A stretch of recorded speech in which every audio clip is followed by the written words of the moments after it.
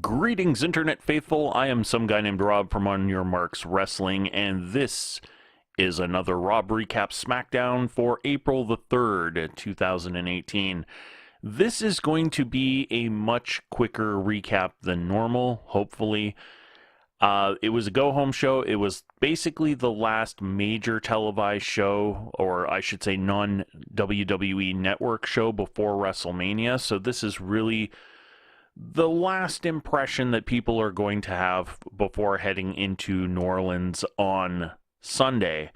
Now, with that said, the show was largely forgettable, and even the really good moments were kind of brought down by the fact that they had to throw WrestleMania 34 ads in the middle of matches. And the big problem with that isn't that they were putting them in there. There was zero subtlety. They were just absolutely crushing these matches by overshadowing them with hype packages for matches for Sunday. So you would have, for example, the Rusev match versus Jinder Mahal. They would split screen again, throw the match into the bottom left corner of the screen, and you would have a window almost twice its size running a hype package for the mixed tag team match for Ronda Rousey, Kurt Angle versus The Authority. Yeah, and that happened. That kept happening throughout the night. And it's okay if you want to turn your go-home show into a giant commercial for WrestleMania 34. Obviously, it's your network, it's your product, it's your promo, and it's your biggest show of the year. I'm not going to begrudge you that, but I look at this from the perspective of, if I had paid my money to sit in that arena to watch a SmackDown live show, and this is what I got, I think I'd be pretty disappointed. I would be even more disappointed if I was looking forward to seeing how they set up matches for WrestleMania. So rather than go through the good, the bad, and the ugly, which is what I normally do, I'm going to go through what are the SmackDown matches that are at WrestleMania, and how did we set ourselves up for them. So beginning with the pre-show, how did we set ourselves up for the two Battle Royals, where we will have SmackDown Superstars? Well, for the Andre the Giant Memorial Battle Royal, we did have the 8-man tag match, which featured sort of the chain of one superstar throwing another over the top rope in different ways. And the match was completely pointless, although the over-the-top rope chain spot was pretty cool. It's something SmackDown does really well. They've been doing that well since the Ruthless Aggression era and the initial brand split, where you would get like multi-man tag matches where it would just be a chain of finishing maneuvers one after the other, and it was kind of in that vein. So yes, we did kind of set up the Andre the Giant Battle Royal a little bit, although that's one of those, because it's on the pre-show and because it's a Battle Royal, it's really, really hard to hype up a Battle Royal. I guess they did about as good of a job as they could. On the women's side, they did nothing. The women got completely shafted. In fact, there was only one women's singles match on the card, and other than that, nothing of consequence happened. We barely even mentioned the WrestleMania Women's Battle Royal. There was very, very little fanfare for it. We didn't get to see the trophy. We didn't get to see anything, really, that would help us remember that, oh yeah, we got some SmackDown stars that are going to be part of this Battle Royal, which leads me to believe that this is going to be won by a Raw superstar, especially in light of the fact that two of the participants are really the only ones that are involved in a storyline that doesn't involve a championship, that being Bayley and Sasha Banks. So kind of a failing grade on that as far as the Women's Battle Royal goes. So the next SmackDown match of note, of course, is the Triple Threat Tag Team match for the SmackDown Tag Team Championships, as the Usos defend against the New Day and the Bludgeon Brothers. This was set up in a comedy promo about how you can watch WrestleMania. This was followed by maybe about 20-ish seconds from the Down Since Day One-ish brothers, talking about how they are defending their tag team titles, and then the Bludgeon Brothers come in to rather comedically actually end the segment by smashing the camera with one of those giant hammers. Really,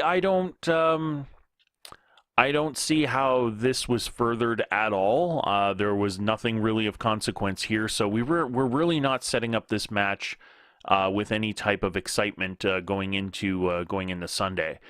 We also have the United States Championship, where Randy Orton is defending in what is now a Fatal 4-Way versus Bobby Roode, Jinder Mahal, and Rusev. We had a very, very good singles match between Rusev and Jinder Mahal. I'm going to say, as far as I'm concerned, the intro of the wrestlers was the highlight of the show. Having Sunil Singh do his Aiden English impersonation and do it badly, comedically badly, by the way, was fantastic. And Aiden English coming out, and I don't know if he was channeling, a battle rapper or The Rock or what have you, but everything from his mannerisms to sort of that stop and pop for the whole crowd to chant Rusev Day was fantastic. It was highly entertaining. Probably the best part of the night, the most entertaining part of the night, or one of the most entertaining parts of the night. This was set up well. All four individuals in the match kind of got involved. The RKO out of nowhere at the end of the match on Rusev after he picked up the victory over Mahal. Bobby Roode throwing Aiden English into Randy Orton for another RKO. The stare down, the point to the sign, etc., etc.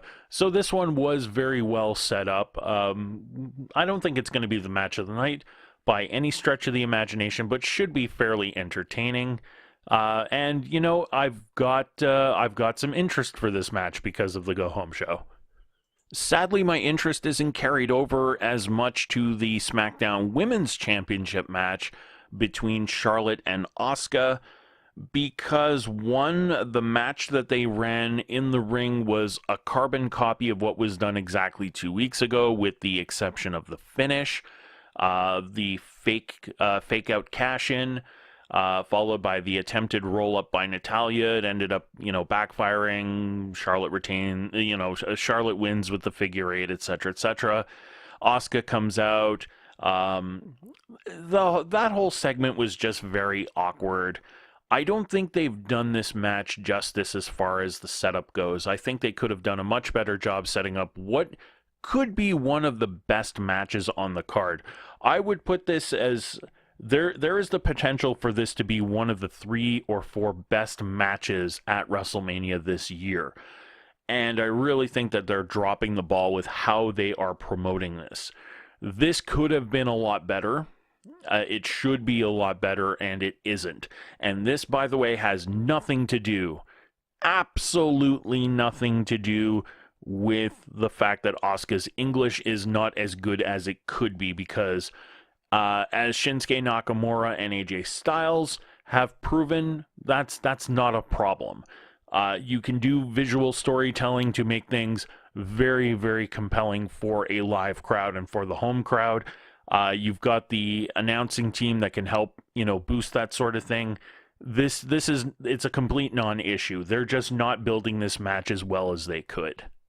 Now, I guess while I'm on the topic of Shinsuke Nakamura versus AJ Styles, this match has been probably the best, let's say the best long-term setup since the Royal Rumble. Definitely the best setup match since Fastlane. This is the match, obviously, that a lot of people are going to be tuning into WrestleMania 34 to see. Sadly, it will not be the main event. It will not be the last match of the night, as it should be. But anyway, that's an entirely different video topic altogether. This was great.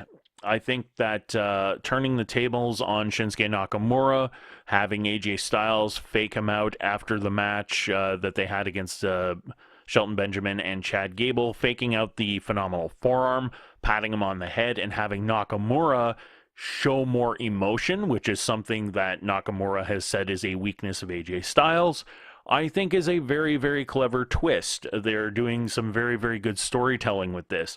The promos are spot on. They're not too long. They're not belaboring the point. They are really... This is really how you should be putting together pretty much every match on the card. they're just blowing it in terms of how they're promoting most of their championship matches. But this one is absolutely spot on, and I can't wait to see this match. And finally, representing SmackDown, you're going to have the tag team of Sami Zayn and Kevin Owens versus Shane McMahon and Daniel Bryan. And I personally thought they spent way too much of the night hyping this particular match. They had the opening segment, which was way too long. You had a video package, which came only like, one match, after the first match. So you had the, you have the opening segment, which takes about 20 minutes. You have the Charlotte and Natalya match. Then you have another promo, another video package hyping the Sami Zayn and Kevin Owens versus Shane McMahon, Daniel Bryan thing. Then later in the show, you have more of Sami Zayn and Kevin Owens and more of Shane McMahon and Daniel Bryan, and it just gets tedious. It's actually, the more that they hype this, the more that I'm feeling that the McMahon matches on this card, the McMahon matches on the WrestleMania card have gotten far too much promotion for what it is that they bring to the table. They are over-promoted for what they are. They're taking up too much space. And I think a lot of that space could have been used to better hype up the actual matches featuring actual superstars. I'm not to say that the SmackDown tag match will not feature superstars, because at least 3 out of the 4 are actual, full-time sort of wrestlers, or mostly full-time. I don't know what Daniel Bryan's schedule is going to be. But yeah, it was just overdone. I think I'm getting that I'm actually getting Daniel Bryan fatigue, but it's more of a guilt by association, because I'm kind of sick of seeing Kevin Owens and Sami Zayn featured so prominently on SmackDown, as they have been since, Hell in the Cell? Is that going back far enough? So yeah, this is one of those things where I'm hoping that this is the end of it. I'm hoping that this will turn into the "you're fired" moment. They can go to Raw and they can start a brand new storyline. They can start over again. They can have sort of a clean slate, fresh start. And we don't have to hear Kevin Owens constantly ramble on about how Shane McMahon is the devil incarnate, because I'm getting kind of tired of it. So yeah, that's pretty much it. If we take a look overall, a very forgettable go-home show. Not much to report. A couple of really, really good moments, but it was kind of spoiled by the fact that they were more interested in selling matches using video packages rather than selling matches using the actual superstars themselves. And I think the superstars themselves do a very good job of selling themselves, because they are the ones who are going to be delivering the goods on Sunday. So show off what they've got. Would have been a really good time to have some really good matches to really drum up a lot of last-minute support, some last-minute pay-per-view buys, some last-minute subscriptions to the WWE Network, because God knows they couldn't promote it enough that I got WrestleMania for free if I signed up for the WWE Network. They just could not mention that enough. I think they were contractually obligated to mention that at least twice per match. That's how it felt. But anyway, not going to go off on a rant. We're going to see you at WrestleMania. Lee and I will be getting together. We're going to do a video together on our predictions. Possibly do another video afterward on our quick thoughts about WrestleMania. Maybe not a full review, but some quick thoughts. And yeah, enjoy the show, everybody. We'll see you next week.